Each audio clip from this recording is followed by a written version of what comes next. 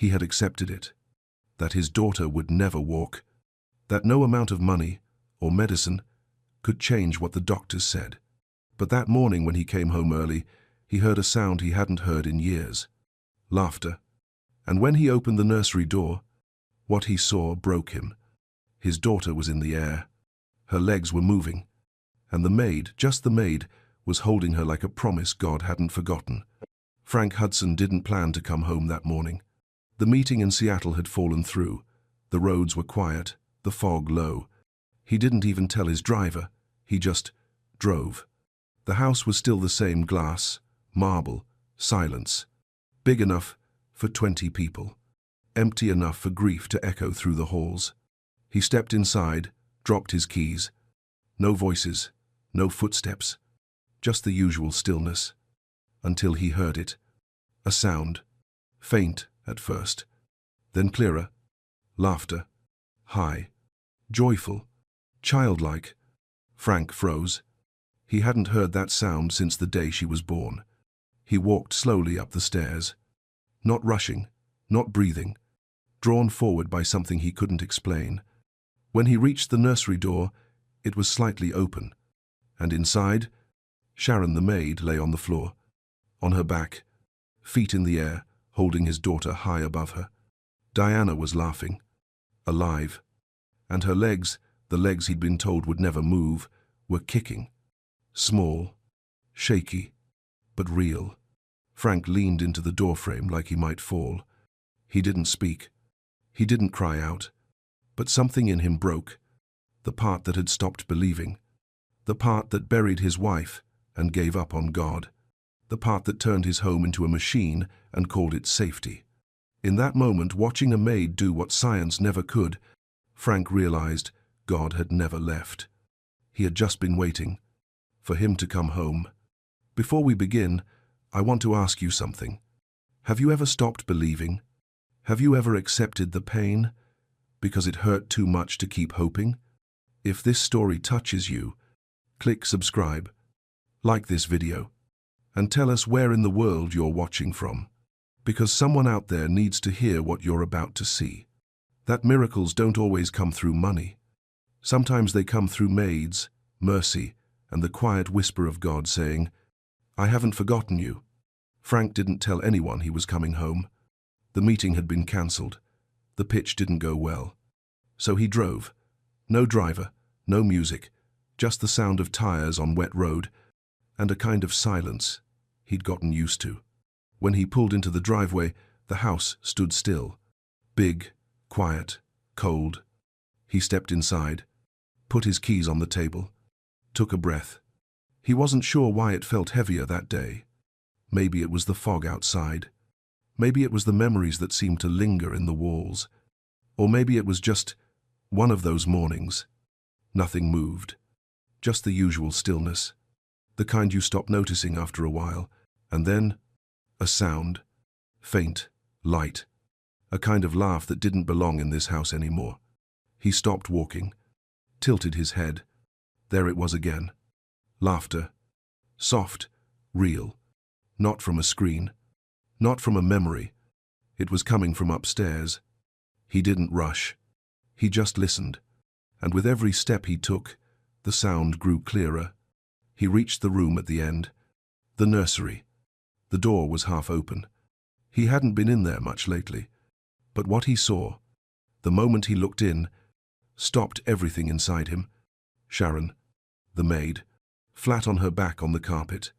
And above her, Diana, held up by Sharon's feet, arms wide, face glowing, laughing from the center of her little chest. Frank froze. She was moving. Her legs, the ones every doctor said were finished, they were kicking. Tiny, unsure, but they were moving. Sharon was singing something soft. He couldn't hear the words, but it didn't matter. Diana was laughing. Not a giggle. Not forced. Real, full joy. Frank didn't know when his hand touched the doorframe, or when his eyes began to sting. He didn't even breathe. He just watched. And everything in him, all the years of silence, the appointments, the reports, The acceptance began to crack. Not all at once, but enough. Enough to let something through. He didn't say a word, didn't make a sound, because somehow he knew this moment wasn't his to control. It was a holy thing, and he didn't want to break it. His daughter was laughing, and for the first time in her life, she looked free. Not careful, not sick, not stuck. Just a child, flying in the air, believing she could. He watched as Sharon brought her gently back down, cradling her like she'd known her forever. Diana's tiny fingers reached up and touched her face, and Sharon smiled, like this was just another day. But to Frank, this was the first day. He had seen his daughter, alive. He tried to hold it in, the tightness in his chest, the way his throat burned, but he couldn't. Tears ran down without asking, and somewhere in the back of his mind, where God had gone quiet for a long time, a whisper rose. Something like, "I still see her," or maybe, "I never left." He didn't know for sure. He just knew something was happening in that room, something no specialist ever gave him, something no checkbook ever bought. He stayed at the door, watched his daughter laugh again and again, and for the first time since the hospital, he wasn't thinking about what was broken. He was watching what was waking up. And just before he turned to walk away, he heard Sharon's voice, soft and full. "Come on, baby girl. Fly a little higher." Frank didn't go back to the nursery that day. He stayed quiet, watched from a distance, then slipped away before they noticed. He sat in the kitchen with a cold cup of coffee, staring out the window, trying to make sense of something that didn't come with answers. He didn't even tell Sharon he'd been home. Not yet. He didn't know what he'd say. For hours, the image kept playing in his mind. Diana, mid-air, laughing, her legs weak but moving, and Sharon, holding her like she'd always known how. He hadn't felt that kind of hope in years, and part of him didn't trust it. Frank Hudson hadn't always lived in silence. Before Diana was born, his life was full of movement. He built things, broke records, raised funding rounds in his sleep. People called him a genius, a visionary. But when his wife died during childbirth, everything stopped. They said it was complications, said she was too weak, said they'd done their best. But in the end, all he had was a newborn daughter hooked up to more machines than any child should ever see. Born too early, too small, too fragile, and the silence began there. He remembered those nights in the hospital, staring at her through the glass, his hand pressed against it like he could will her to stay. He didn't pray. Not really.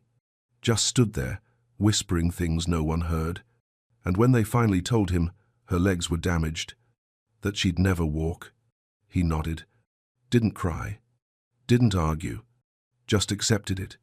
He went home, shut down the nursery they'd been decorating together, and turned one of the guest rooms into a private care space. The therapists came, the best ones. The machines arrived, quiet, expensive things that beeped and scanned, but nothing changed. She didn't move, not the way they hoped. And one by one, the specialists left, each with the same sentence: "You'll need to make peace with this." So he did, or tried to. He buried himself in work, lived in airports and conference rooms, told himself it was better this way. He couldn't fail if he didn't try anymore. And then, 2 weeks ago, Sharon came. A quiet hire through an agency. No resume that stood out, no impressive titles. Just a calm voice on the phone saying she was good with children. He didn't ask questions, just signed the papers and moved on. He hadn't even spoken to her properly since the day she started. Only saw her in passing. A nod, a quiet, "Thank you." He didn't expect her to stay long.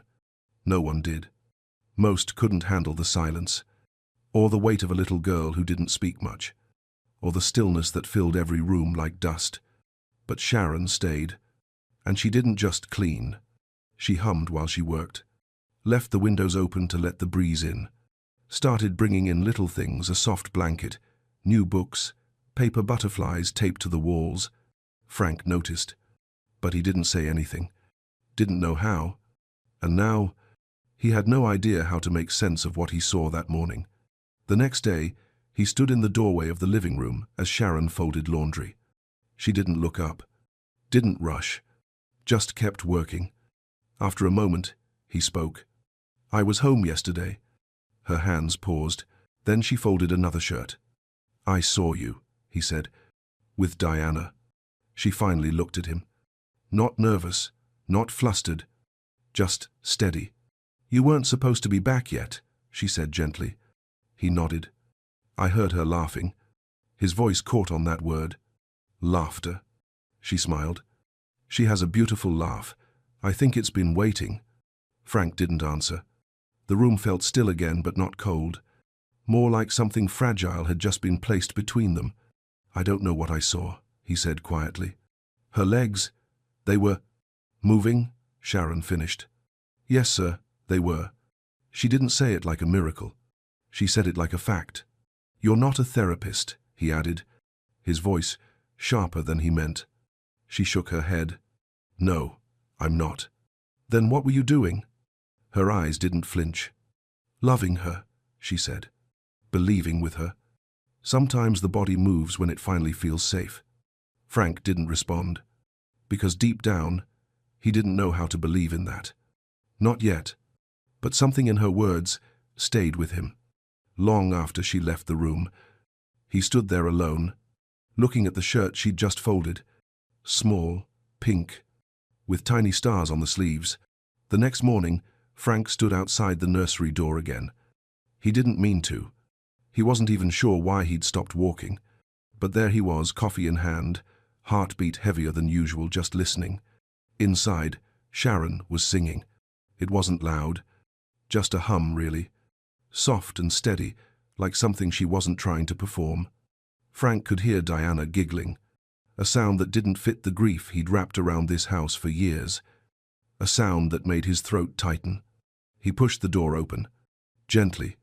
Sharon looked up from the rug, not surprised. "Good morning, Mr. Hudson," she said. Frank nodded. "You do this every morning?" "When she lets me," she smiled. Today, she was ready. He looked at his daughter, sitting upright, legs folded beneath her like they'd never betrayed her. She reached for a stuffed lion, then glanced up at him. Her eyes were bright. "Hi, Daddy." The words hit hard. She didn't say much to him these days, but now her voice was clear, like it had never been locked away. He crouched beside her, touched her hair. "You look happy today," he said. She nodded. "We're flying to the moon." He blinked, looked over at Sharon. "It's just a game," she said. "But sometimes games help the body do things it forgot it could." He stood. The moment felt too big to stay in. "Can I speak with you?" he asked. She gave Diana a soft smile. "I'll be right back, Moon Pilot." Then followed Frank out into the hallway. In his office, he poured 2 glasses of water. He didn't know what to offer her. He wasn't used to company that didn't come with contracts or titles. Sharon sat quietly, hands folded. "I want to understand what you're doing," he said. "Not because I'm upset, just because I've never seen her like that." She nodded, waited. "We've had the best therapists, medical teams, devices. Nothing worked." "I know," she said gently. "You've tried everything you were told to try." Frank looked at her. "So what are you doing that they didn't?" Her voice didn't rise, didn't defend. She just spoke with a kind of steady kindness that made him feel like he was the one on fragile ground. "Children don't heal when they feel like problems to be fixed," she said. "They heal when they're seen, when someone believes with them, not about them." "I'm not a doctor," she added, "but I've seen what love can do, especially when no one expects it to do anything." Frank didn't answer. The words unsettled him, because they felt too true. "My cousin," she said suddenly, eyes softer now, "was born with something the doctors couldn't name, couldn't treat. They said she'd never walk either, but we didn't listen." "What did you do?" he asked. "We played," she said. "We told stories. We made up kingdoms and quests and flying trees. And every time she kicked her foot, We cheered like the sky was falling. It took years. But one day, she stood up, just like that, and walked into the kitchen like it was nothing. Frank looked away. "You think this is the same?" "I think every soul wants to be believed in," she said. "And I think Diana's been waiting for someone to believe out loud." He didn't know what to say. He wasn't used to being the one who didn't have the answers. But in this moment, he felt it. The quiet pull of a truth he couldn't explain. "Why didn't you tell me what you were doing?" he asked. "Because I didn't know if you'd want it," she said, without blame. "This house has been quiet for so long. I didn't want to break what you'd made peace with." That last line hit hard, because somewhere deep in him, he had made peace with it. With the silence, the stillness, the loss. But now, she laughed, he said, almost to himself. She laughed like she wasn't afraid anymore. Sharon smiled. "That's the first step. The body follows the heart." Frank stood still for a long time after she left the room. He looked down at the glass of water in his hand.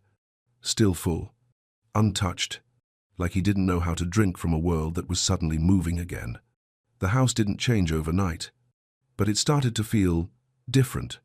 It wasn't loud. It wasn't full. But something had shifted. Frank noticed it in the mornings. The way the nursery door stayed open just a little longer. The way Diana's voice rose like sunlight through the walls. She was laughing more now, talking more, moving, not walking, not yet, but reaching, lifting. Tiny victories tucked inside, moments no one would have noticed, unless they were looking. And Frank, he was looking. He started waking up earlier, not for calls, not for meetings, just to listen. Some mornings, he sat on the stairs, coffee cooling in his hands, quiet as the house around him, listening to the sound of Sharon and Diana playing. Sometimes it was singing, sometimes it was a story, but always it was alive. And that life made him ache in a place he hadn't touched in years. He didn't step into the room often. Not yet. He stayed near the edges, close enough to see, far enough not to be seen. Something about it felt easier that way. He wasn't sure if it was guilt, or fear, or both. One afternoon, he passed by the open nursery door and saw them. Sharon had placed 2 pillows on the floor, set a small paper crown on Diana's head, and was holding both her hands as the little girl tried to press her weight into her feet. Diana's face was tight with focus, but her eyes were shining. "You're stronger than you think," Sharon said softly. "You've got queen legs today." Frank stood still, and for a brief second, Diana looked up. Their eyes met. He didn't know what to say, didn't know how to join the moment. So he nodded, smiled faintly, and walked away. That night, over dinner, Diana sat beside him at the table. Her plate had more on it than usual, and she was eating, slowly, but eating. Sharon sat across from them, silent and less spoken to. Respectful, present. Frank cut his food, took a bite, looked at his daughter. "You had a big day," he said. She nodded, chewing. "What did you play?" Diana glanced at Sharon, then back at him. "We climbed a mountain," she said. "I had to stomp on clouds to get to the top." He smiled, really smiled. The kind that comes without effort. "And did you make it?" She nodded.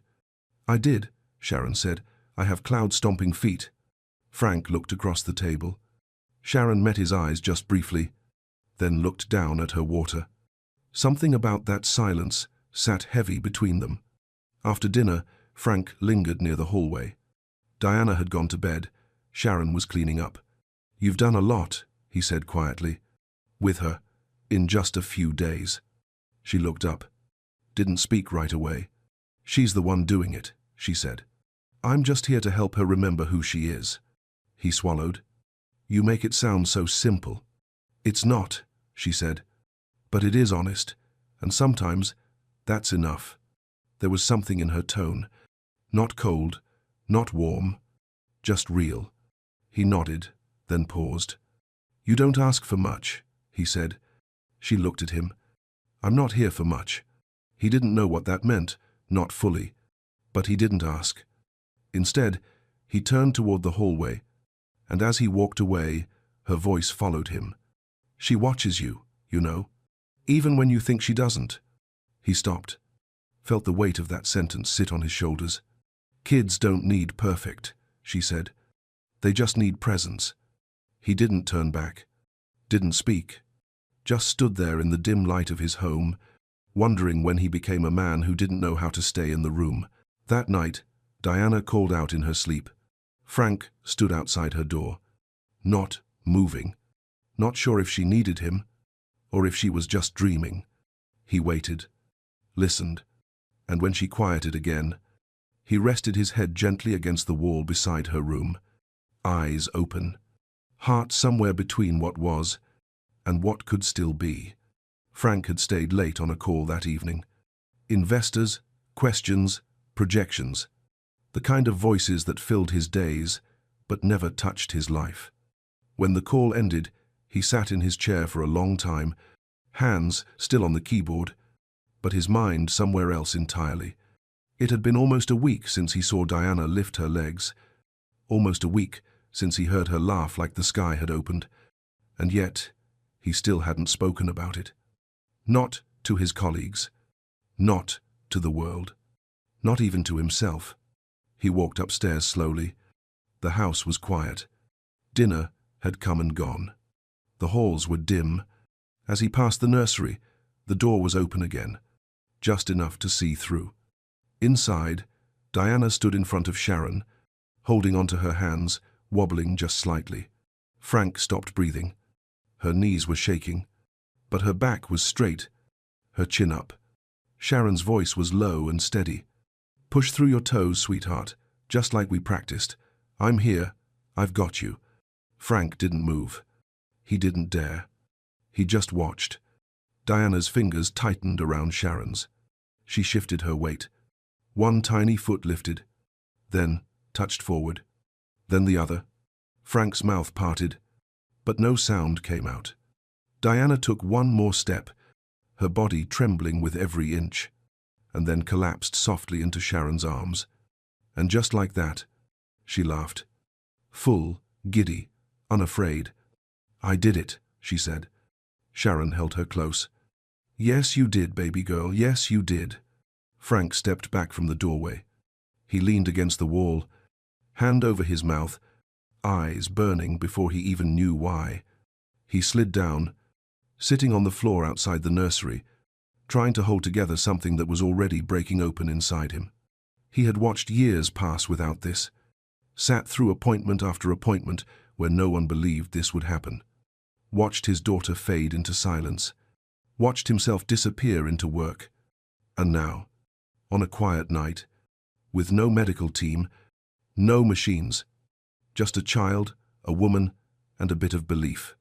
She took 2 steps, and Frank was the one who fell. Later, Sharon came out with Diana in her arms. The little girl was asleep, cheek pressed against her shoulder, breathing soft and slow. She didn't see him right away. When she did, she stopped. Frank stood. His face said everything. No questions, no doubt, just awe. And something deeper. She walked, he whispered. Sharon nodded. She did. 2 steps. And she'll take more, she said. But not because someone told her to. Because she started to believe she could. Frank looked down at his daughter, so small, so brave. She didn't even know what she'd just done. I don't know what this is, he said. I don't know how this is happening. Sharon's voice was quiet, but full. You don't have to know. Just don't stop it. He looked at her. Really, looked. Not as the maid, not as the woman he'd hired to dust rooms and wash sheets, but as someone who had done the one thing no expert ever could. She had reached his daughter. Thank you, he said. Not out of politeness, but from the very center of who he was. Sharon nodded. You're welcome, but you don't have to thank me. Just stay close. She needs you now. He watched as she carried Diana to her room, and for the first time in years, Frank didn't go to his office, didn't turn on the news, didn't check his phone. He stood outside Diana's room and listened. Not for movement, not for miracles, just for the sound of her breathing. And in that quiet, he smiled, not because he understood, but because he didn't need to. Frank didn't sleep that night. He stayed by Diana's door, listening, breathing. The silence didn't feel heavy this time. It felt full, like something sacred had happened, and he was too afraid to move in case it disappeared. By morning, reality came knocking, just like it always did. He made a call, quiet, careful, to his private physician, the one who'd seen Diana since birth. "Something's changed," Frank said. "You need to see her." Dr. Keller arrived the next afternoon. Professional, polished, clipboard in hand, questions already forming before he even stepped inside. Diana was shy at first, clung to Sharon's leg, eyes wide. But Sharon whispered something soft, and Diana nodded, then sat on the floor. "She stood yesterday," Frank said, his voice careful. "Took 2 steps. Dr. Keller didn't look surprised. He looked cautious. "Was it spontaneous movement or intentional effort?" he asked. Frank blinked. "She walked," he repeated. "We'll run a few tests," the doctor said, "just to get a clearer picture." The room filled with quiet tension. Sharon stood nearby, silent. Watching, Frank watched her. She didn't interrupt, didn't argue. But something in her face changed. Diana tried her best, lifted her legs, wiggled her toes. But the mood in the room was different. Clinical, observed, measured. She looked up at Frank. He gave her a smile, but it didn't reach his eyes. After a few minutes, Dr. Keller closed his folder. "It's possible," he said carefully, "that what you witnessed was an isolated motor spike. Reflex, not function. Unpredictable. And likely temporary." Frank's heart sank. He felt it, the old language pulling him back, the way professionals wrap pain in gentle words. "So, it wasn't real?" he asked. "I didn't say that," the doctor replied. "But in these cases, it's best not to raise expectations." Sharon stepped forward, quiet but clear. "What about what he saw? What she felt? That doesn't show up on a chart." The doctor glanced at her, then at Frank. "Who is she?" Frank answered without thinking. "She's the one who helped Diana move." The doctor sighed. "Mr. Hudson, I know how badly you want this. But spontaneous recovery in cases like hers, it's extremely rare." "And yet it happened," Sharon said softly. The words hung in the air. Not defiant, not loud, just true. But Frank said nothing. And that silence, that moment, was where something cracked. Not between them, but inside Diana. That evening, Diana was quiet. No singing, no games, just quiet. She sat on the rug, holding her stuffed lion close, eyes distant. Frank walked in. "Can I sit?" he asked. She nodded, barely. He sat beside her, waited. "Did I do something wrong?" she asked suddenly. The question sliced through him. "No, sweetheart, no." His voice broke on the last word. She looked down. The man said it might not be real. Was it pretend? Frank reached for her hand, held it gently. "I saw you," he whispered. "I saw you fly." Tears gathered in her eyes. "Then why do you look like it's not true anymore?" Frank didn't have an answer. Not one he could speak. He had spent years living in logic, building certainty, funding answers. But now, when it mattered most, he didn't know how to hold the fragile thing that hope had become. He stood slowly. "I'll be right back," he said. He walked out, found Sharon near the back window, folding laundry. She didn't look up. He waited. "She thinks she failed," he said. Still, Sharon didn't speak. The doctor said it was just a reflex. "I know what he said," she answered. Calm, still. Then she turned to face him. But that little girl took 2 real steps. She moved because she believed she could. And now she's scared it was all a dream. He swallowed. "And maybe it was." Sharon shook her head. "No, Mr. Hudson. The dream isn't the danger. It's what happens when no one believes it's possible. He stood there, watching her, realizing maybe for the first time that this woman, this quiet, grounded, ordinary woman, was fighting for his daughter's future in a way no one else had. And he was still standing on the sidelines. The next 2 days were quiet, too quiet. No laughter floated down the hallway. No singing from the nursery. Just the soft sounds of a child retreating back into herself. Diana didn't ask to play, didn't try to stand. She lay on the floor most of the time, her favorite blanket pulled up to her chin, the lion tucked against her cheek. Sharon stayed close. Never pushed. Just stayed like steady ground beneath a fragile world. Frank watched it all from a distance, just like before, and the silence started to feel familiar again. Like the house was slipping back into what it used to be.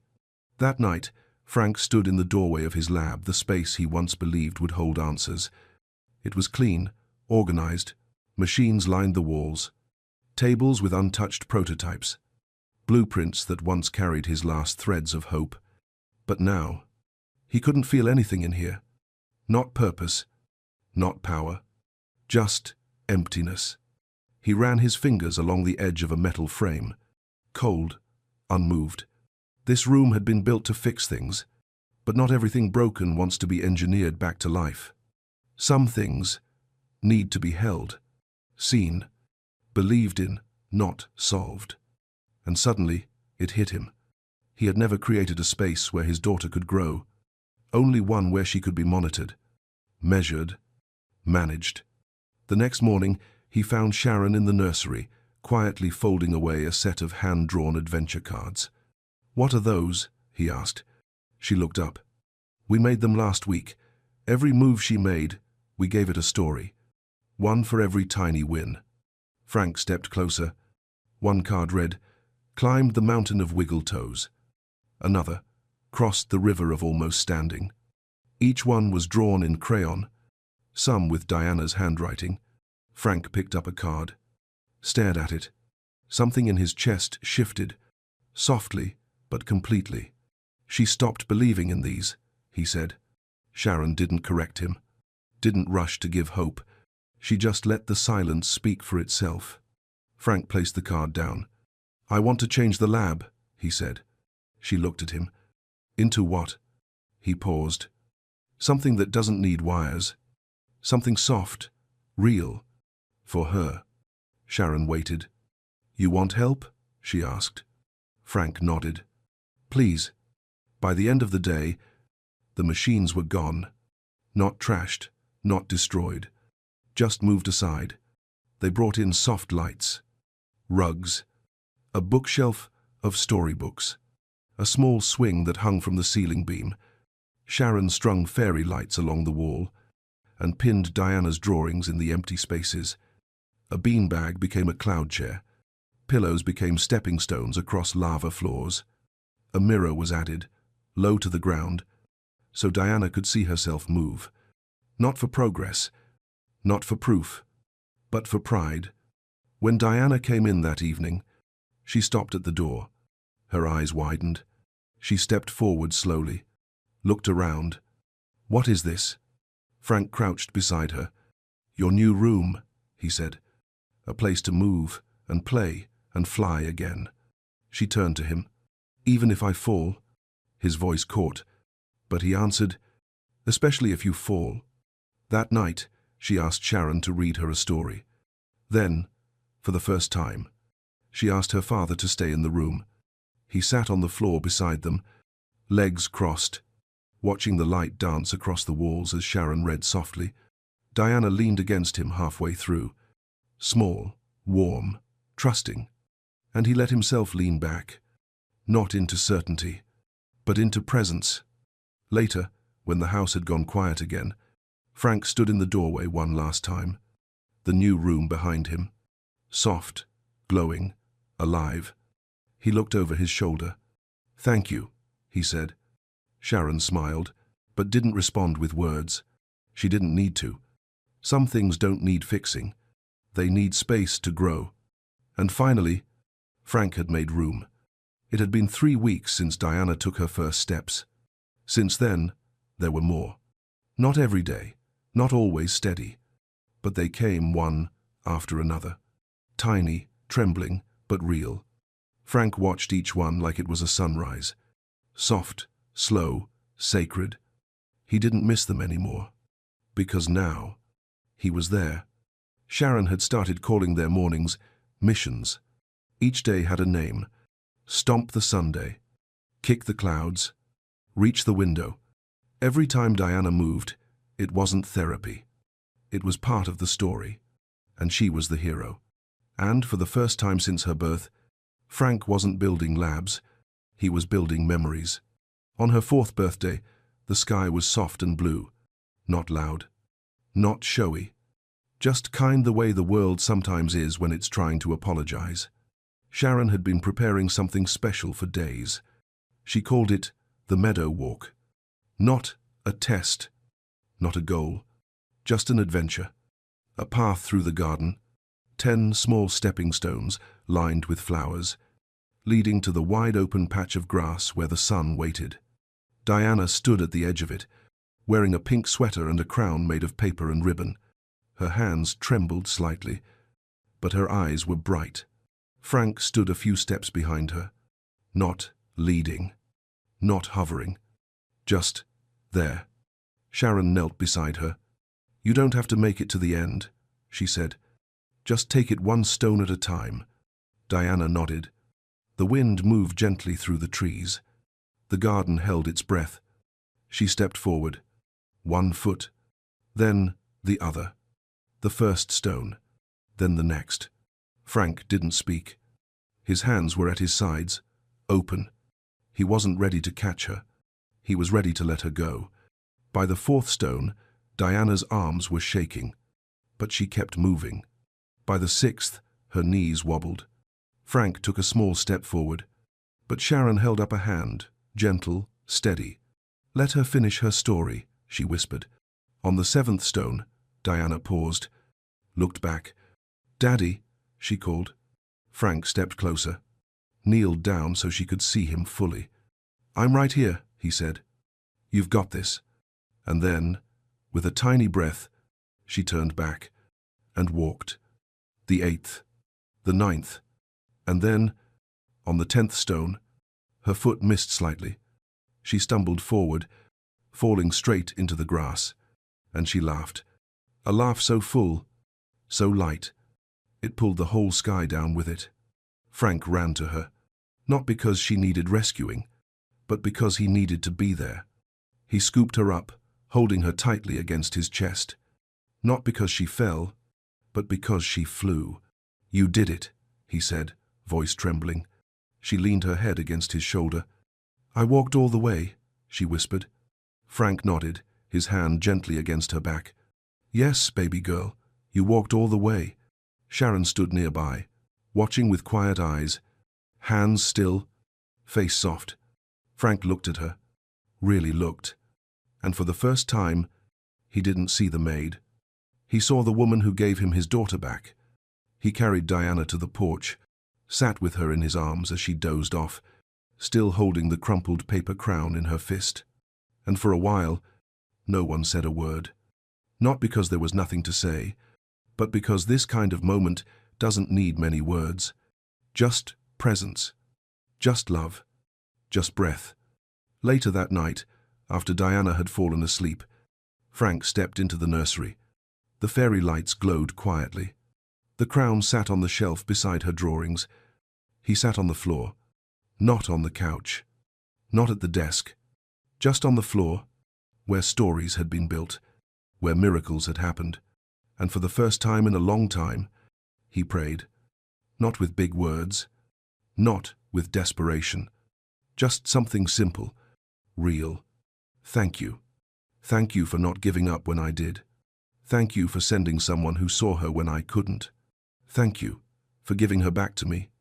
6 months later, the house no longer echoed. It breathed.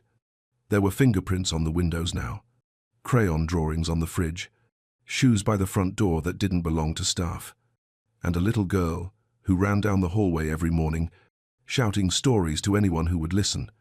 Diana didn't just walk anymore. She danced. She climbed. She jumped, not high, not perfectly, but with joy that couldn't be measured in charts. The room that used to be Frank's lab had changed again. It now held low tables, soft rugs, and chairs made for small hands and growing hearts.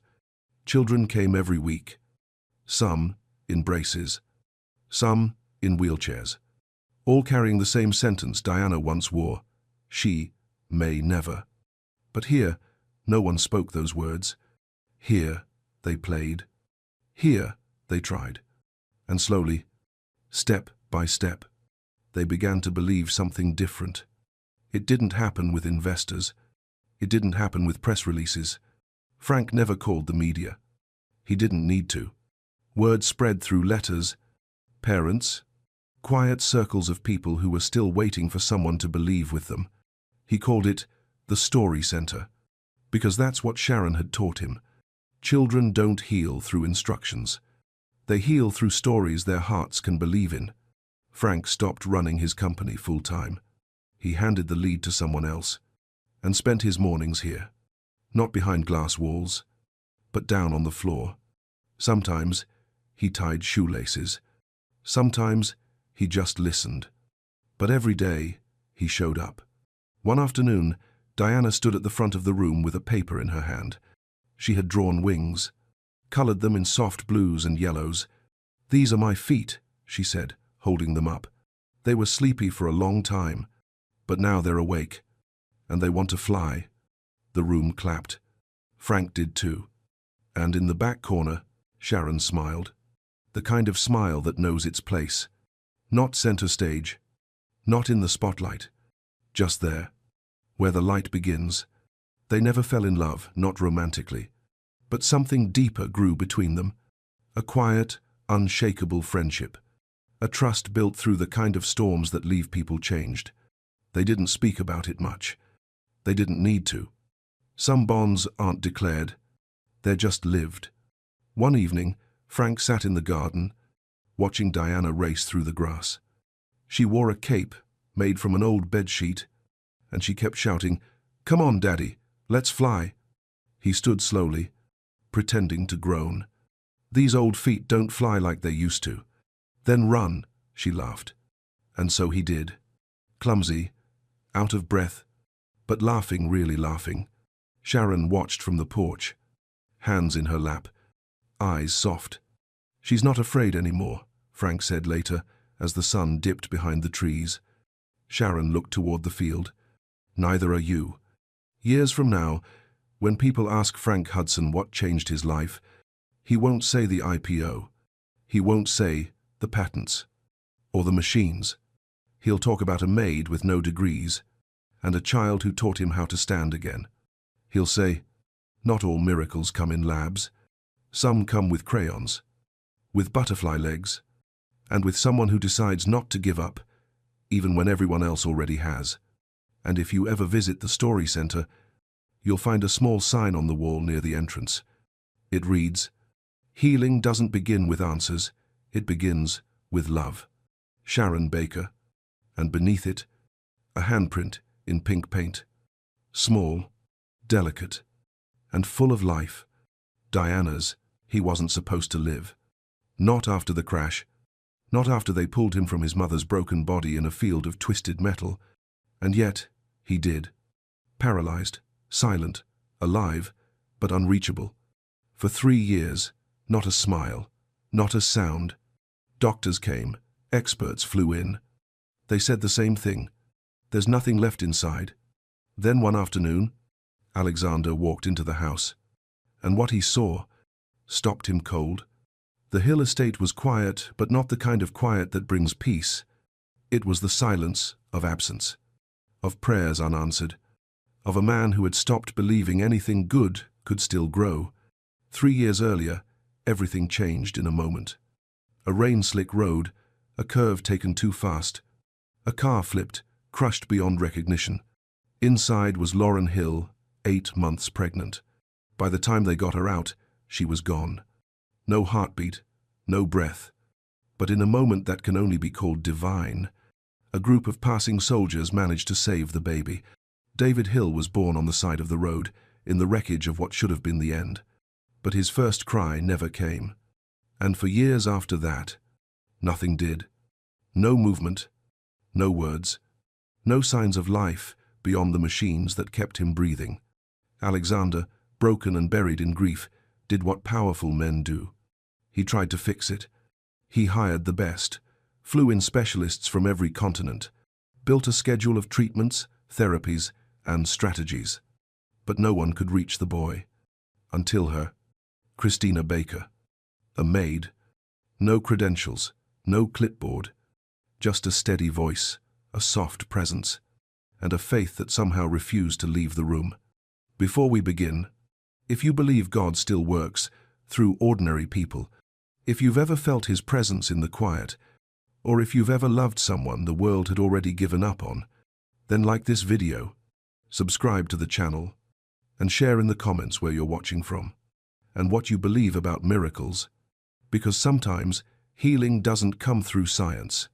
Sometimes it comes through the hands of someone who simply refuses to walk away. The house was still, not just quiet still, not the kind of stillness you get from peace, but the kind that lingers after too many years of grief. The kind of stillness that settles in your bones when you've stopped expecting anything to change. Alexander Hill pushed open the front door without thinking. It clicked softly behind him. No voices, no footsteps, just the familiar hush of marble beneath his shoes and the distant hum of the machines in his son's room. He was home early. The board meeting had ended with numbers and noise, but none of it stayed with him. Lately, nothing did. He loosened his tie and stepped into the foyer. And then, he stopped.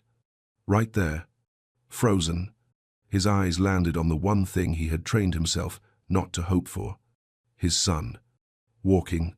Unsteady, wobbly, but walking, across the wide expanse of the hallway floor, tiny feet slapping softly against the marble, arms open, face glowing, and the smile. God, the smile. It wasn't random. It wasn't forced. It was full, real, directed at someone just beyond his field of vision. Then came the sound. A word, a whisper. Tina. It came out fragile, almost floating, but unmistakable. A name. Alexander's briefcase slipped from his fingers and hit the floor with a dull thud. He didn't flinch. He didn't move. Across from his son, kneeling on the floor in a Navy uniform, was the maid. Christina Baker. She wasn't touching him. Just holding space. Her arms open, her eyes shining, her whole being lit up like she was watching the sunrise after years of rain. She said nothing, just waited. Present, still, certain. And somehow, that was enough. David took one more step. Then another, and then he fell gently into her arms, giggled, rested his head on her shoulder like he'd done it 100 times before. And Alexander, the man who had spent 3 years building a fortress around his heart, stood in his own house and couldn't breathe. He blinked, thinking maybe it wasn't real. Maybe it was a flicker of light, a trick of memory, some buried dream. But it wasn't. He heard it again, this time softer but clearer. Tina. A name. Not assigned, not rehearsed. Chosen. And the boy wasn't looking for his father. He wasn't reaching for a therapist, or a nurse, or the $1 million machines lined up beside his bed. He had walked. To her. The woman Alexander had barely spoken to. The maid who was supposed to clean the house, not change it. He didn't know how long he stood there. Could have been seconds, could have been hours. But something had shifted inside him. Something that had been cold for a long time had just cracked open. He stepped back slowly, letting the moment stay untouched. The door closed behind him with a soft click, and for the first time in years, the silence didn't feel safe. It felt unfamiliar, alive. He moved down the hallway, his steps slower now, measured, careful, like he wasn't sure if he was still walking through his own house, or stepping into a story he wasn't ready to believe in. A faint hum drifted from the nursery. Not a machine, not a monitor. A voice. Low. Steady. Singing. Not for performance. Not for therapy. Just a lullaby. Simple. Soft. Spoken like a prayer. He paused outside the room and listened. For a long time, he had believed God had left them. He'd buried his name alongside his wife's. But now, standing in this hallway, with the sound of his son's laughter echoing down the walls, he wasn't so sure anymore. Maybe God hadn't left. Maybe he'd just sent someone they weren't expecting. Not a specialist, not a miracle worker, just a woman with quiet hands and a heart that refused to give up on a boy who hadn't even learned how to reach. And now, he was reaching. The Hill estate was built to keep things in and to keep things out.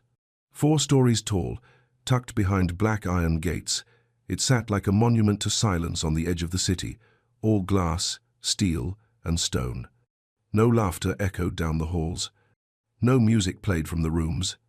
Even the light felt expensive, but cold. Alexander had designed it that way.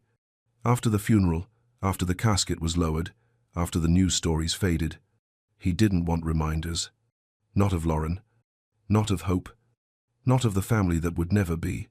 So he made the house sterile, controlled, predictable. It was the one thing he still had control over. Every surface wiped twice. Every schedule monitored to the minute. He installed oxygen backups, therapy equipment, 2 live-in nurses, and a private pediatric ICU on the 2nd floor. No clutter, no mess, no sound. But all the silence in the world couldn't drown out the ache of what wasn't there. David's room sat in the west wing. Wide windows, temperature-regulated floors. A state-of-the-art hospital bed built custom. Machines lined the wall like soldiers. They blinked and beeped and sighed through the night, reminding Alexander that his son was still alive. But barely. The boy had never laughed, never reached for anything. He spent most days staring past the people trying to save him, as if he wasn't sure whether he'd actually made it into this world or not. Alexander told himself it wasn't personal. The doctors said not to expect emotion. They told him David might never know who he was, so he stopped trying to make a connection. He focused on progress charts instead, on results, scans, second opinions. It hurt less that way. Then, quietly, someone new showed up. Christina Baker. No announcement, no orientation. Just a name added to the payroll and a note from the estate manager. New cleaning hire, good references, quiet type. Alexander didn't notice her at first. That wasn't unusual. Most staff moved through the house like shadows, polite, efficient, invisible. Christina was no different. Black woman, early 30s, simple uniform. She moved gently, spoke only when spoken to, and never lingered. She wasn't hired to be noticed. But David noticed. Not right away, but slowly, subtly. One morning, Alexander passed the nursery and caught something odd. The curtains were open. The light was softer. There was music faint, like someone humming. Not from the speakers, from a voice. He paused, but didn't step in. The next day, he walked past again. Books had been left out on the chair. Toys arranged not in rows, but in little piles like someone had actually been playing with them. He checked with the nurses. No one claimed it. Then he saw her. Christina. Sitting cross-legged on the floor beside the crib, reading softly from a children's book, even though David didn't move. At first, he said nothing. He watched. Quietly, from a distance. He told himself she was wasting time, that the boy couldn't hear her, that whatever she thought she was doing wasn't real. But she didn't stop. Day after day, she showed up, folded laundry while singing under her breath, cleaned the windows while humming lullabies, brushed the boy's hair like he could feel every stroke. It wasn't loud. It wasn't grand. But something in the room had changed, and Alexander felt it. Late one night, unable to sleep, he opened the baby monitor footage out of habit. He'd stopped watching it regularly, most nights were uneventful. But this time, he saw something different. David's eyes were following her, tracking her as she moved across the room. His fingers twitched when she got close. His breathing steadied when she whispered. Christina didn't seem aware. She just kept speaking, like she was holding space for something invisible. "It's okay, sweetheart," she said gently, brushing his forehead. "You don't have to do anything. Just rest. I'm right here."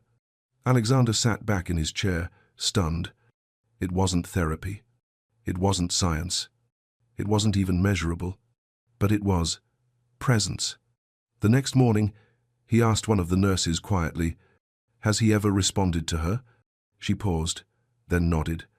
"More than anyone else," she said softly. "We weren't sure if you wanted to know." He didn't answer, because he didn't know. By the end of that week, the nursery looked different. Still clean, still quiet, but softer. There was warmth now, in the way the light fell across the rug, in the way David's eyes lingered a little longer, in the small cloth-bound notebook Christina kept near the crib. Inside were pages of handwritten notes, observations, reactions, moments, things no one else had thought to write down. She wasn't tracking data. She was bearing witness. And that's when something began to shift in Alexander Hill. Not all at once, but like a hallway slowly filling with light. He still didn't understand what was happening. He still didn't want to call it faith. But deep down, somewhere past all the grief, he knew. This woman wasn't just cleaning his house. She was tending to something sacred, something every expert had missed. Christina Baker never expected to be seen. She'd been in the house for 7 weeks. No one really spoke to her. Not the nurses, not the therapists, not even Mr. Hill. She didn't mind. She hadn't come to be noticed. She came to do the job clean, quietly, respectfully. But from the moment she stepped into David's room, she knew something was wrong. Not just with the machines or the silence. Not just with his tiny limbs curled stiff against the mattress, but with the air. It felt hollow, like everyone had already given up. Like the house itself was holding its breath. That first day, she had paused in the doorway, mop in hand. David lay still, eyes half open, facing the window. She whispered a simple greeting. "Hi, baby." His eyes didn't move, but she spoke again anyway. "It's okay if you don't talk back. I'll still talk to you." And she did. Every day, after that. While folding sheets. While wiping windows. While sweeping the corners no one ever looked at. She didn't ask for permission. She just showed up. Again, and again, and again. In her bag, she kept a small notebook, leather-bound, worn at the edges. It wasn't for work. It was for him. She wrote down everything. Every flicker, every blink, every twitch of his hand when she spoke near him. She wasn't sure what it meant. But she believed something was waking up. Not because of her, but because she was willing to be still long enough to listen. One morning, she found a notebook behind the bookshelf in the nursery. Old, dusty, nearly falling apart. Inside the handwriting of a woman she'd never met. Lauren Hill. The pages were filled with prayers. Letters to a baby she hadn't held yet. A lullaby she'd written in the final month of her pregnancy. "If you ever forget my voice," it read, "let this song remind you that I was here, that I loved you before I ever saw your face." Christina traced the words with her fingers. Then, quietly, she began to hum the tune. That afternoon, David blinked. Once, twice. Then again when she sang it near him. She leaned closer. "You know that song?" she whispered.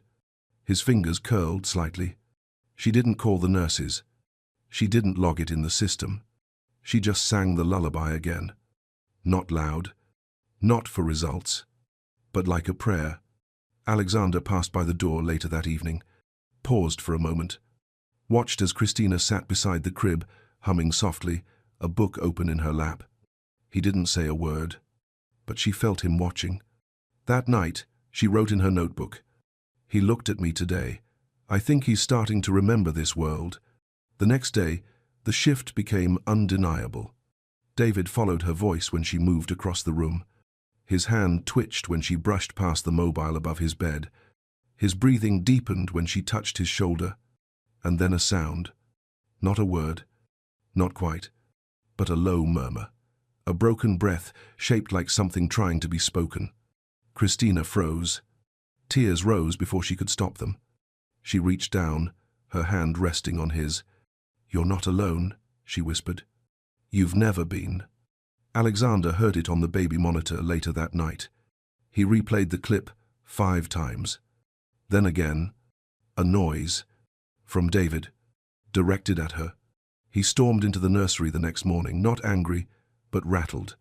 Christina was stacking books on the shelf. She turned calmly when he entered. "Did you teach him that?" he asked, eyes sharp.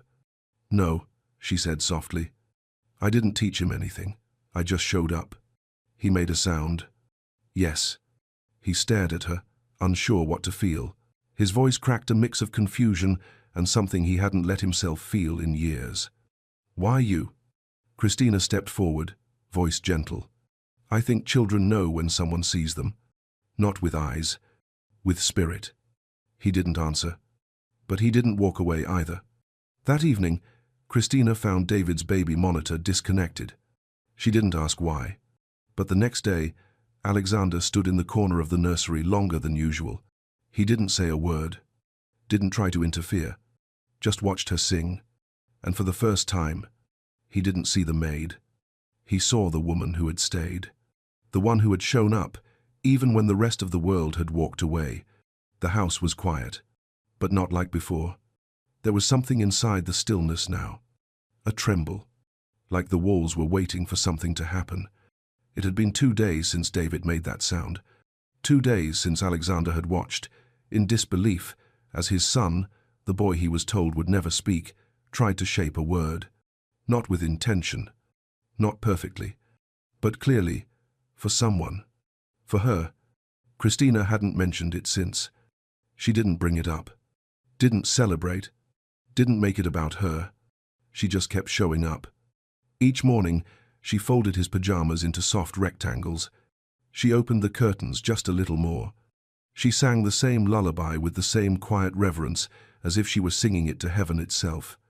And David responded, not with full words yet, but with presence. His fingers stretched toward her when she got close. His chest rose and fell in rhythm when she whispered. And sometimes, just for a second, he smiled. Alexander didn't know what to do with any of it. He wasn't angry. He wasn't grateful. He was afraid. Because this wasn't what the doctors promised. This wasn't what the money was for. There was no science behind lullabies. No research study in gentle hands and quiet prayers. No measurable data in presence. He stood at the nursery door longer now. Sometimes just outside the frame. Sometimes in full view. He watched the way Christina looked at his son. Not with pity, not with fear, but with faith. And it made something ache in him.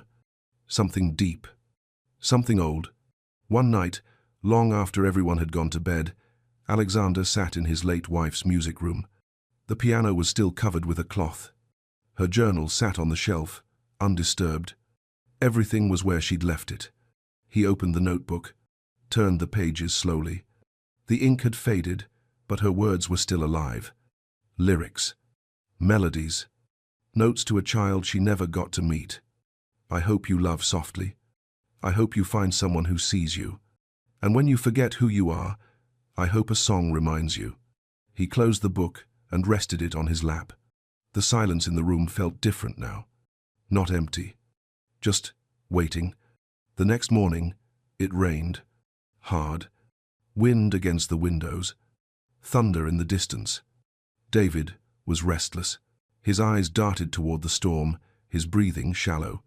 Christina stayed close. She held his hand, hummed to calm his nerves. And then, he said it. Ma. It came like a breath. Soft, cracked, barely formed. But it wasn't a sound. It was a word. Christina froze. Tears filled her eyes before she could stop them. Her hand went to her mouth. Across the hall, Alexander heard it. He didn't rush in. He walked. Slowly, carefully, like he was approaching something holy. He stepped into the room. David was looking at Christina, his mouth open, trying again. "Ma," not loud, not clear, but real. Alexander stood still, eyes locked on his son. He hadn't heard that word in 3 years, not since the night Lauren died. "He's naming you," he whispered. Christina didn't speak. She just nodded, tears falling freely now. Not out of pride, not out of surprise, but out of love. "He knows who I am," she said softly. The room held its breath. Even the storm outside seemed to still. And in that silence, something broke open inside Alexander. Not all the way, not yet, but a crack, big enough for light to come through. Later that night, Christina found him standing by the nursery door again. This time, he didn't look away. "Do you think she'd be proud?" he asked, voice hoarse. Christina turned to him, gently. "I think she'd be grateful. He still remembers how to love." Neither of them spoke for a while. They just stood in the quiet, listening to the soft sound of David's breathing. And, somewhere deep inside the house, in the space where grief had made its home, hope was making its way back in. They called it an anomaly. The sound David made, the way his eyes followed her, the movement in his fingers when Christina touched his hand. Dr. Kent flew in from Sweden 3 days after the incident. Alexander had sent the footage, the monitor logs, even a full report handwritten by the nurses. Kent reviewed it all from behind wire-rimmed glasses, his tone professional, even polite. But when he looked up, the verdict was clear. "It's not language. It's not motor progress." "What is it then?" Alexander asked. "A reflex," Kent said, without flinching. "Emotional mimicry. A neurological echo, perhaps. Nothing reliable." Alexander didn't speak.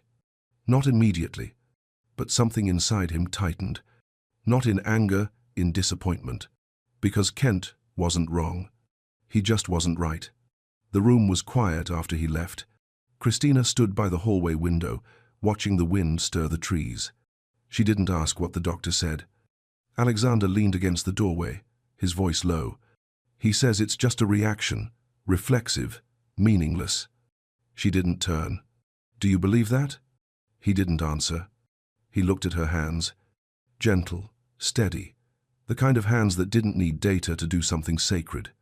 "I used to believe in results," he said quietly. "Now I don't know what to believe." Christina looked at him then. Not with judgment, with empathy. "You don't have to name it yet," she said. "Just don't walk away from it." That night, David didn't sleep well. He whined when the nurses approached, refused the bottle, turned his face to the wall. It was Christina who calmed him. No medicine, no monitor. Just her hand on his back and a whisper in his ear.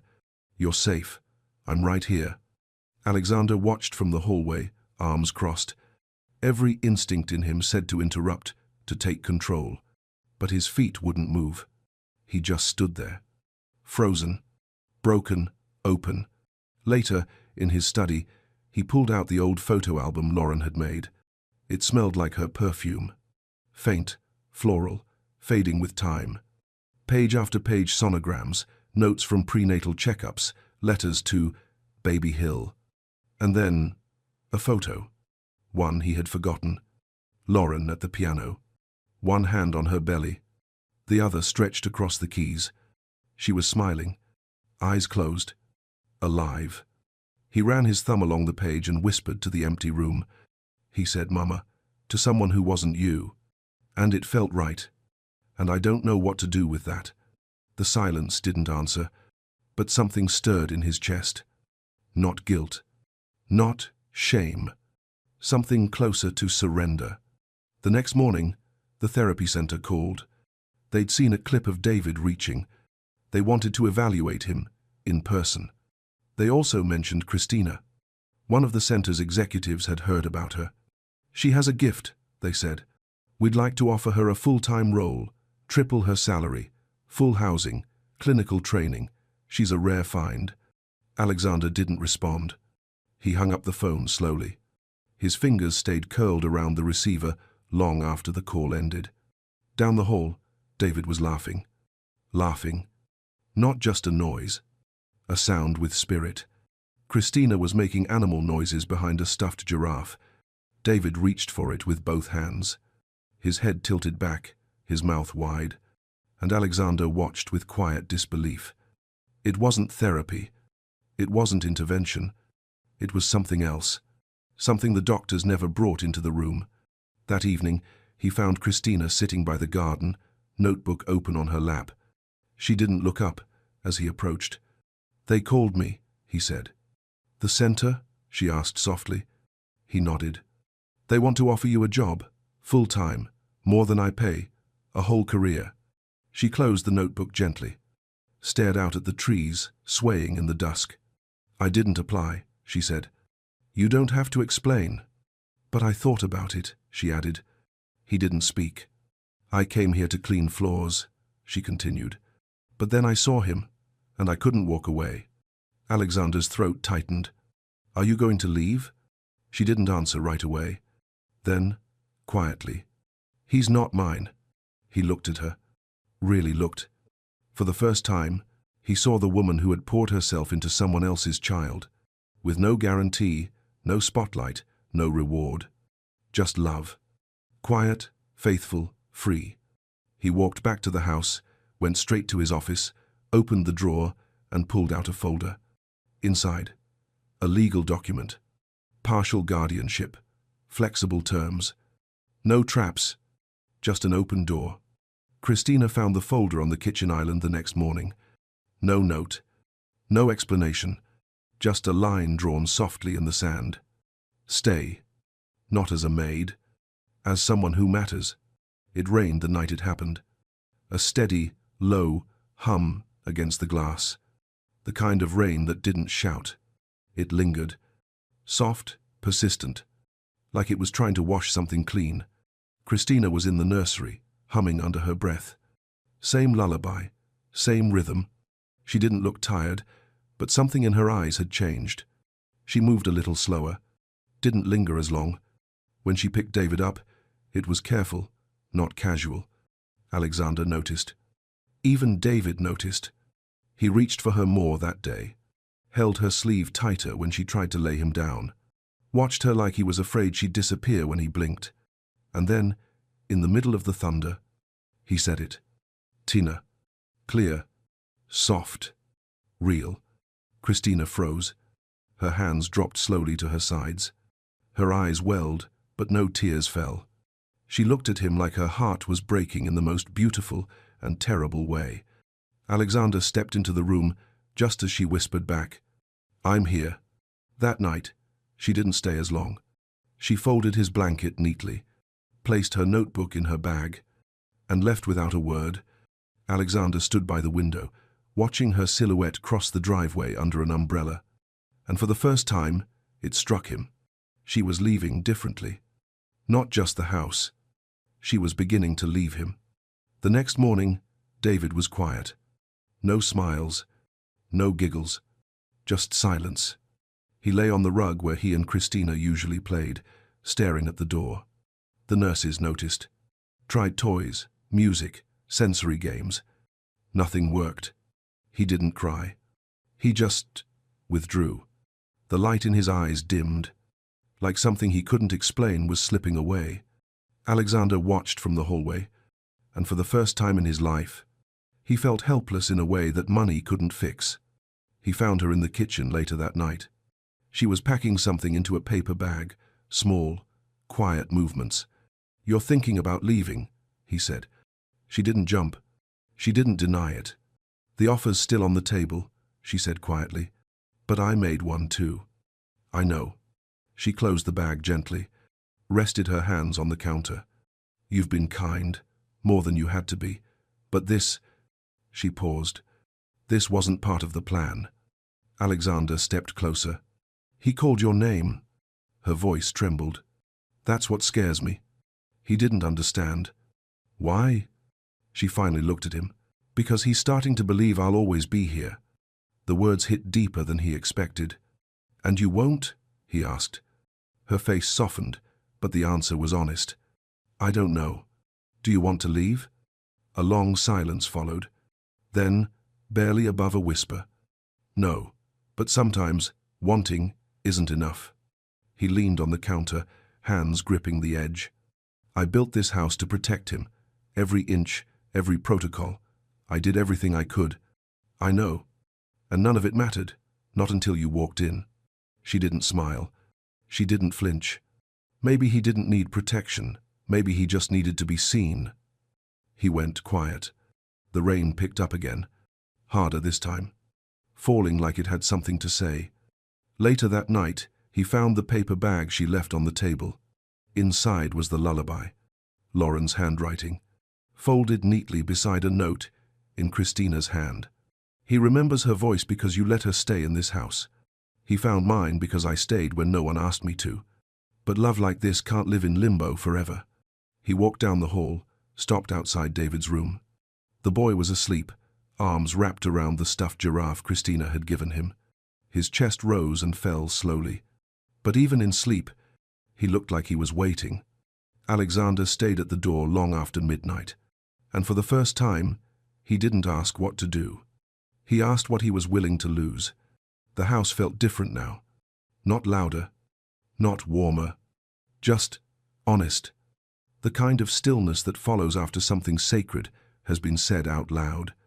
Not broken, but open. Christina came to work the next morning. No bags, no announcements. Just her, moving through the house with the same quiet grace, the same soft voice. But something had shifted.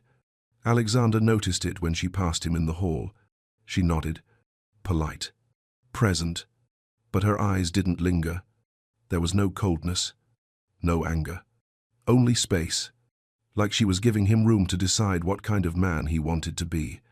David noticed it too. He didn't laugh that day, didn't babble or stretch his hands as much. He stayed near the window, tracing the fog with one finger. Waiting. Christina didn't force it. She didn't try to reclaim his attention.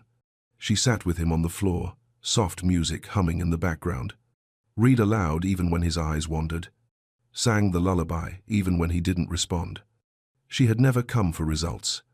She came to love him, whether or not he reached back. Alexander spent most of the day in his office. The guardianship folder sat unopened beside him, still unsigned. The pen lay next to it, like a quiet dare. He stared at the paperwork, line after line of legal language designed to offer structure, security, permanence. But no contract could define what Christina had become to his son. She wasn't his mother. She wasn't his nurse. And yet, when David said her name, he said it like it meant safety, like it meant home. By afternoon, Alexander found himself outside the nursery again. He didn't step in, just stood at the edge of the doorway, watching. Christina was drawing with David on the rug. Large crayons, simple shapes, a sun, a tree, a crooked house. David looked up and made a soft sound. Not a word, not yet. But intent was there. Christina smiled at him. "It's okay," she said. "You don't have to say everything. I already know." Alexander felt the weight of those words settle in his chest.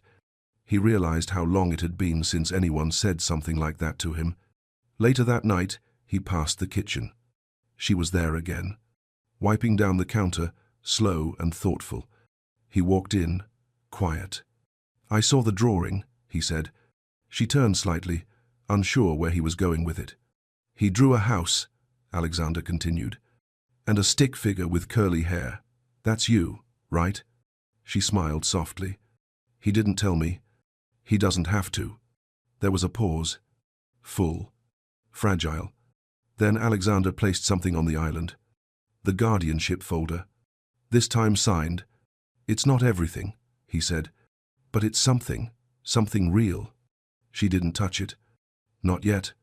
She looked up at him slowly. "Why now?" she asked. His answer came without hesitation.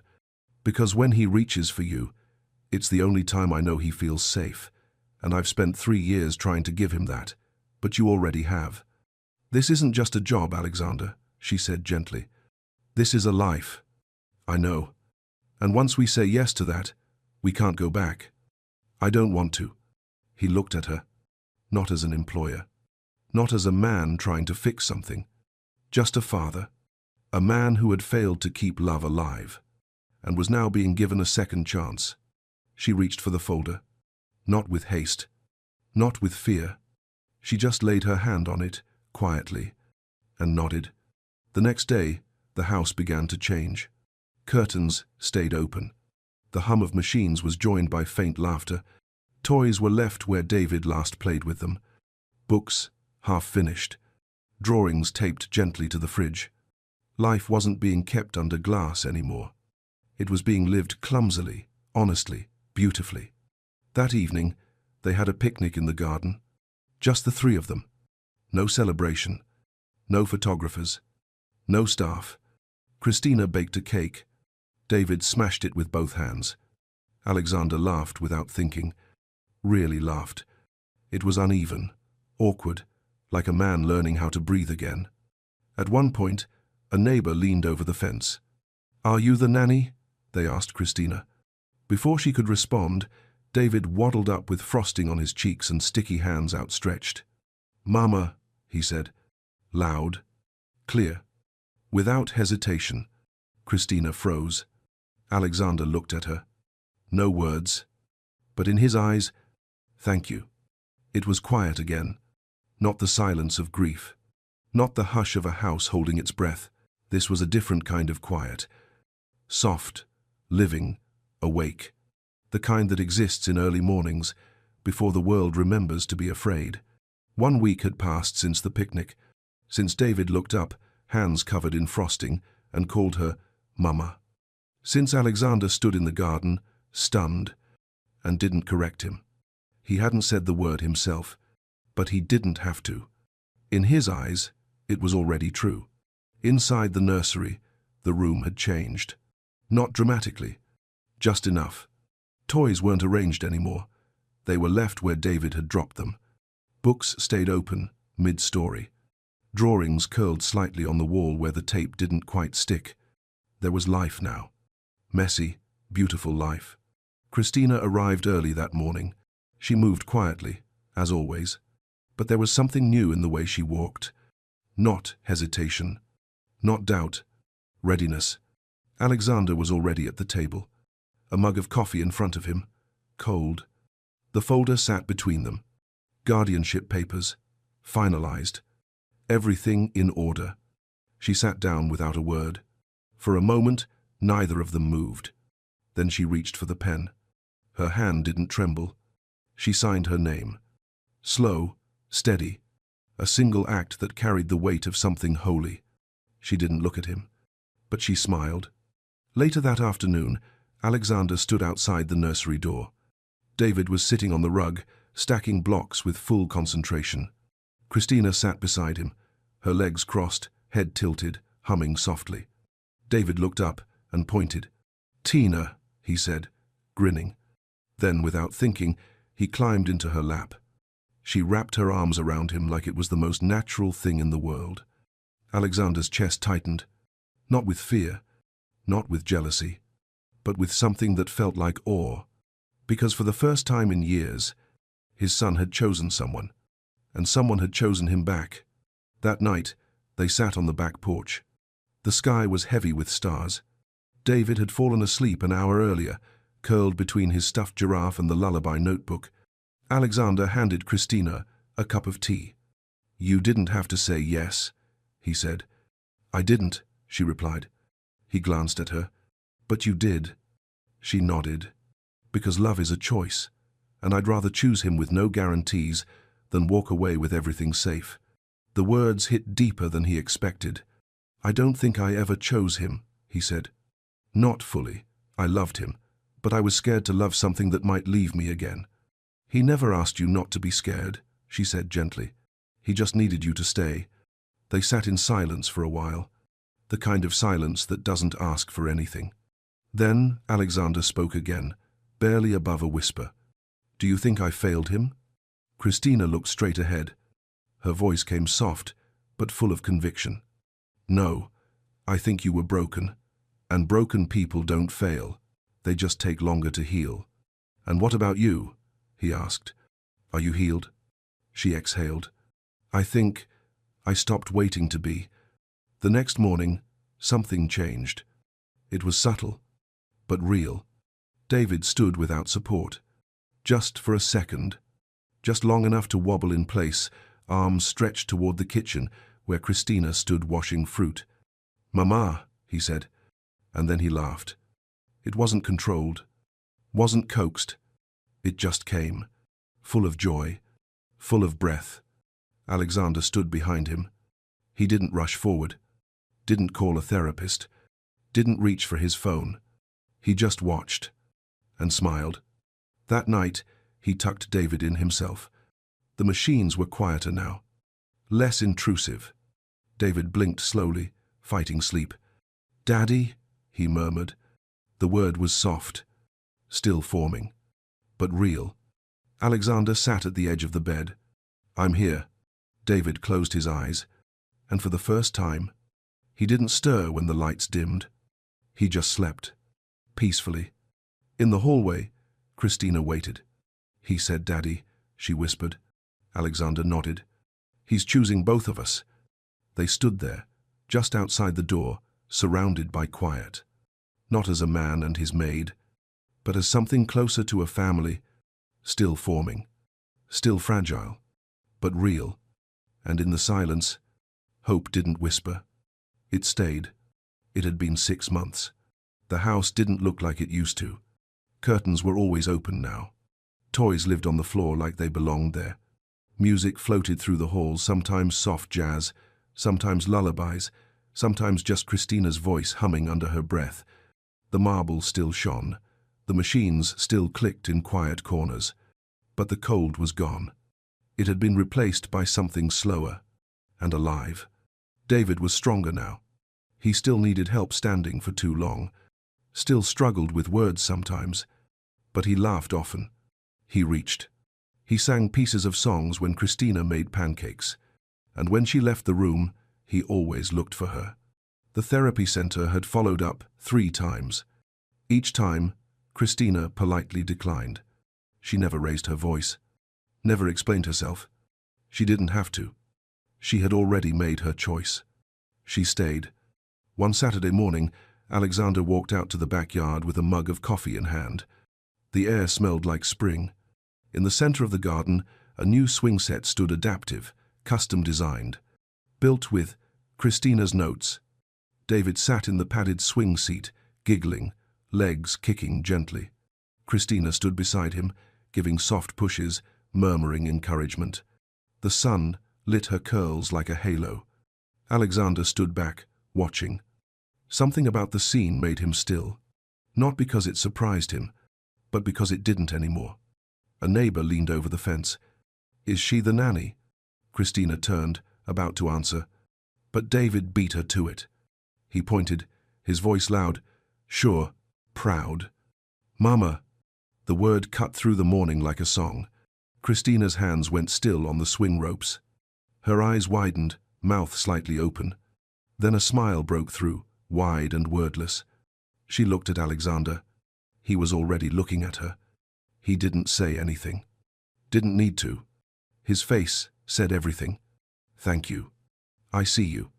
He's yours, too." Later that evening, after the sun had slipped behind the trees and the yard was quiet, they sat on the nursery floor, just the 3 of them. David leaned against Christina's side, eyelids heavy. One of his hands rested on Alexander's knee. The other curled around the edge of his blanket. The lullaby notebook was open beside them. A page, dog-eared. A corner torn from where David had once tried to eat it. No one was in a hurry to speak. Then Christina whispered, "Do you think she'd be proud of him?" The room held still. Alexander didn't answer right away. He looked down at the boy between them, at the small body once surrounded by machines, at the breath that now came freely. "I think," he said slowly, "she'd be proud of all of us." David stirred, murmured something soft. Neither word nor sound. Just trust. And in that moment, the nursery, once cold, once quiet, once guarded, felt like something else entirely. Not a hospital wing, not a waiting room for progress, but a home, They sat there a while longer, no need for words. Alexander's hand rested gently on Christina's.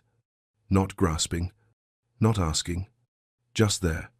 And when he finally stood to turn off the light, he paused, looked back at the woman who was never meant to matter, at the child who had never been expected to live, and he realized they saved each other.